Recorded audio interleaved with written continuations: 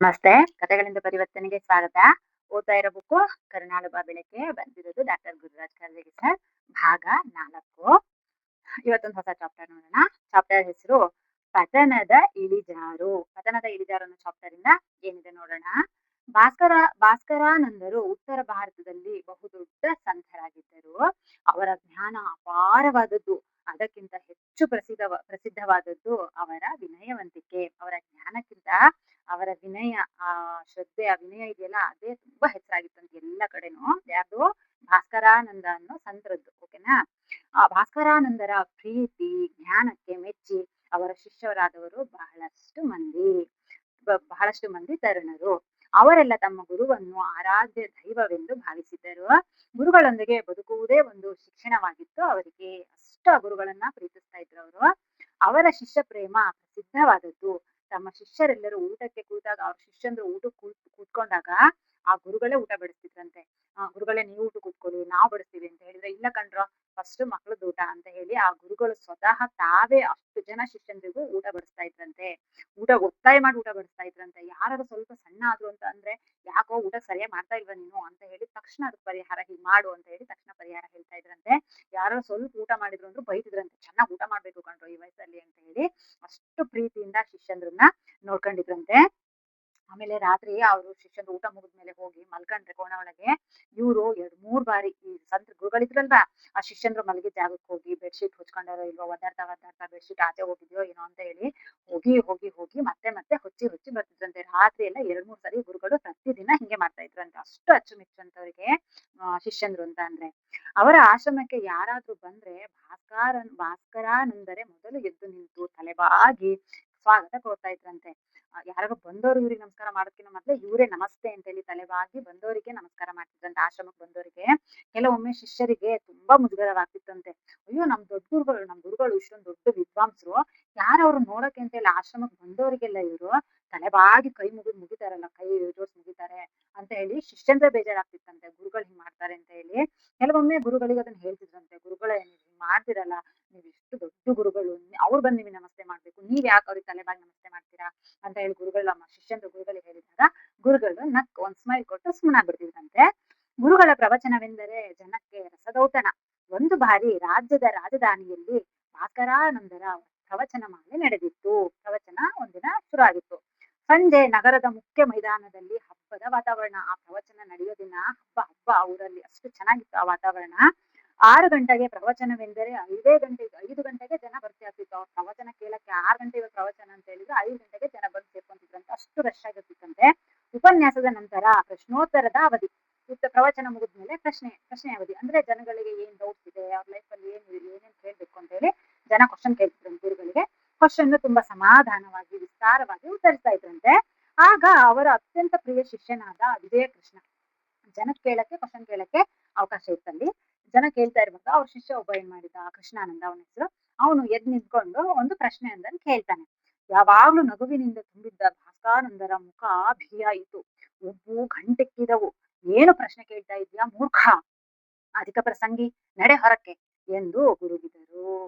ಅವನ ಹತ್ರ ಪ್ರಶ್ನೆ ಅಂದ್ರೆ ಜನಕ್ಕೆ ಅವ್ರ ಕಷ್ಟದ್ದು, ಅವ್ರದ್ದೇನೋ ಪ್ರಾಬ್ಲಮ್ಸ್ ಪ್ರಶ್ನೆ ಕೇಳಕ್ಕೆ, ಅವ್ರೇನೋ ತಿಳ್ಕೊಳ್ಳೋದು ಬೇಕಾಗಿದ್ದಂತ ಪ್ರಶ್ನೆಗಳು ಕೇಳ್ಬೇಕು ಅಂತ ಹೇಳಿ ಜನರಿಗೆ ಪ್ರಶ್ನೆ ಇಟ್ಟಿದ್ರು. ಅದ್ರ ಮಧ್ಯೆ ಅವ್ರ ಶಿಷ್ಯ ಏನ್ ಮಾಡ್ತಾನೆ, ಅವ್ನ್ ಪ್ರಶ್ನೆ ಕೇಳ್ಬಿಡ್ತಾನೆ. ಗುರುಗಳಿಗೆ ತುಂಬಾ ಸಿಟ್ಟು ಬಂದ್ಬಿಡುತ್ತೆ. ಮೂರ್ಖ, ನಡೆ ಹೊರಗೆ, ಏನ್ ಪ್ರಶ್ನೆ ಕೇಳ್ತಾ ಇದೀಯ ನೀನು ಕ್ವಶನ್ ಅಂತ ಹೇಳಿ ಅವ್ನಿಗೆ ಬೈದು ಆಚೆ ಕಳಿಸ್ಬಿಡ್ತಾರೆ. ಅವ್ರು ಹಂಗ್ ಕಳ್ಸಿದ ತಕ್ಷಣ ಹುಡುಗ ನಡುಗಿ ಹೋದ.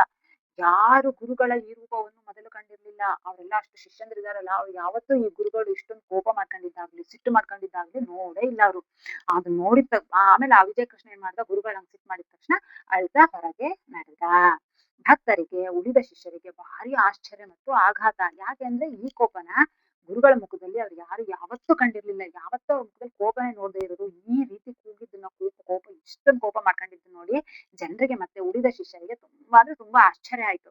ಅಳುತ್ತಾ ಮಲಗಿದ ವಿಜಯಕೃಷ್ಣನಿಗೆ ರಾತ್ರಿ ಕನಸಿನಲ್ಲಿ ಗುರುಗಳು ಬಂದು ಆತ ಸಂಜೆ ಕೇಳಿದ ಪ್ರಶ್ನೆಗೆ ಉತ್ತರ ನೀಡಿದಂತೆ ಭಾಸವಾಯಿತು.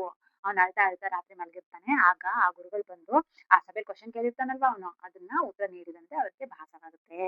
ಮರುದಿನ ಬೆಳಗ್ಗೆ ಎದ್ದು ಆಶ್ರಮಕ್ಕೆ ಹೋಗಿ ಗುರುಗಳನ್ನು ಕಂಡಾಗ ಮತ್ತೆ ಅದೇ ಪ್ರೀತಿ. ನಿನ್ನೆ ಸಂಜೆ ಗುರುಗಳು ಬೈದಿರ್ತಾರಲ್ವಾ ಇನ್ ಕ್ವಶನ್ ಕೇಳಿದ್ದಕ್ಕೆ, ಏನೋ ಮೂರ್ಖ ನೀನು ಅಂತ ಹೇಳಿ ಬೈದಿರ್ತಾರೆ. ಆದ್ರೆ ಮಾರನೇ ದಿನ ಆ ಗುರುಗಳನ್ನ ಆ ಶಿಷ್ಯ ನೋಡಕ್ ಹೋದಾಗ ಆ ಗುರುಗಳದ್ದು ಮತ್ತೆ ಅದೇ ಪ್ರೀತಿ ಮುಖದಲ್ಲಿ, ಅದೇ ಸ್ಮೈಲು, ಅದೇ ನಗು. ಹಿಂದೆ ಏನು ನಡೆದೇ ಇಲ್ವೇನೋ, ನಾನು ಅವನಿಗೆ ಬೈದೇ ಇಲ್ವೇನೋ ಅನ್ನೋ ತರ ಇದ್ರಂತವ್ರು. ವಿಶ್ವಾಸ ತೋರಿಸಿದರು. ನಿನ್ನೆದು ನೆನಪೇ ಇಲ್ವೇನೋ ಅನ್ನೋ ತರ ಇದ್ರಂತೆ. ಆಗ ಭಾಸ್ಕರಾನಂದರು ವಿಜಯಕೃಷ್ಣನನ್ನು ಕರೆದು ಪಕ್ಕದಲ್ಲಿ ಕುಳಿತುಕೊಂಡು ಅವನ ತಲೆಯ ಮೇಲೆ ಈ ತರ ಕೈ ಆಡಿಸ್ತಾ ಪ್ರೀತಿಯಿಂದ ಕೇಳ್ತಾರಂತೆ. ನಿನ್ನೆ ನಾನು ಹಾಗೆ ಸಿಡುಕಿದ್ದು ಬೇಜಾರಾಯ್ತೇನೋ ಅಂತ ಹೇಳಿ ಗುರುಗಳು ಕೇಳ್ತಾರೆ. ನೀನು ಕೇಳಿದ ಪ್ರಶ್ನೆಗೆ ಉತ್ತರ ನಿನಗೆ ಗೊತ್ತಿತ್ತು ಅಲ್ವಾ? ನೀನು ಪ್ರಶ್ನೆ ಕೇಳಿದ್ದು ಉತ್ತರ ಬೇಕಂದಲ್ಲ. ನಾನು ಎಷ್ಟು ಜ್ಞಾನಿ, ನಾನು ಎಷ್ಟು ಜಾಣ ಇದ್ದೀನಿ ಅಂತ ಹೇಳಿ ನೀನು ಜನರಿಗೆ ತೋರ್ಸ್ಬೇಕಾಗಿತ್ತು. ಅದಕ್ಕೋಸ್ಕರ ಕ್ವಶನ್ ಕೇಳ್ದೆ. ಅದಕ್ಕೆ ನಾನು ನಿನಗೆ ಬುದ್ಧಿವಂತಿಕೆ ತೋರ್ಸಲ್ ಹೋದೆ ಅಲ್ವಾ? ಅದಕ್ಕೆ ನಾನು ನಿನಗೆ ಬೈದು ಸುಮ್ನೆ ಕೂರ್ಸಿದ್ದು ಅಲ್ವಾ? ಈ ಅಹಂಕಾರ ಒಳ್ಳೆಯದಲ್ಲ ಮಗು. ಅಹಂಕಾರವೆಂಬುದು ಸಾಧನೆಯ ದಾರಿಯಲ್ಲಿ ದೊಡ್ಡ ತಡೆ. ನಿನ್ನಲ್ಲಿ ಮೊಳೆತ ಅಹಂಕಾರದ ಚಿಗುರನ್ನು ಕತ್ತರಿಸಲು ನಾನು ಹಾಗೆ ಮಾಡಬೇಕಾಯಿತು ಎಂದರು ಗುರುಗಳು. ಅಂದ್ರೆ ಗುರುಗಳು ಹೇಳ್ತಾರೆ, ನಾನ್ ನಿನ್ನೆ ಹಂಗ್ ಅಂದ್ನಲ್ಲ, ಬೇಜಾರಾಯ್ತಾ ನಿನ್ಗೆ? ನಾನ್ ಯಾಕೆ ಹಂಗಂದೆ ಗೊತ್ತಾ? ನೀನ್ ಕ್ವಶನ್ ಕೇಳ್ದೆ ಅಲ್ವಾ? ಅದು ಉತ್ತರ ನಿನಗ್ ಗೊತ್ತಿತ್ತು ತಾನೇ? ಗೊತ್ತಿದ್ದು ಮತ್ತೆ ಯಾಕೆ ಕ್ವಶನ್ ಕೇಳ್ದೆ? ಯಾಕೆ ಹೇಳ್ದೆ ಅಂದ್ರೆ, ನೀನ್ ತುಂಬಾ ಜಾಣ, ನಾನ್ ತುಂಬಾ ಜ್ಞಾನ ಪಡ್ಕೊಂಡಿದ್ದೀನಿ, ನಾನು ಜ್ಞಾನಿ ಅಂತ ಜನರಿಗೆ ತೋರ್ಸ್ಬೇಕು ಅನ್ನೋ ಕಾರಣಕ್ಕೆ ಜನರ ಮಧ್ಯೆ ನೀನ್ ಆ ಕ್ವಶನ್ ಕೇಳ್ದೆ.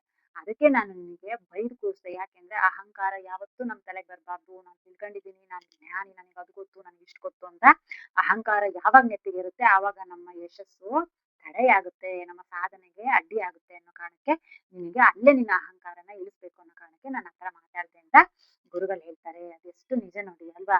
ಕೆಲವ್ರು ಹಾಗೆ, ನಾವು ನಮಗೆ ಸ್ವಲ್ಪ ಗೊತ್ತಿದ್ರು ಅಯ್ಯೋ ನನಗೆ ಅಷ್ಟು ಗೊತ್ತಿದೆ, ಇಷ್ಟು ಗೊತ್ತಿದೆ, ಅದು ಗೊತ್ತಿದೆ, ಇದು ಗೊತ್ತಿದೆ, ನಾನು ಅದನ್ನ ಕಲ್ತಿದ್ದೀನಿ, ಇದನ್ನ ಪಡ್ಕೊಂಡಿದ್ದೀನಿ ಅಂತ ಹೇಳಿ ಅಹಂಕಾರದಿಂದ ನಡ್ಕೋತೀವಿ ಅಲ್ವಾ? ಅವರಿಗೆ ಇದು ಒಂದು ಪಾಠ.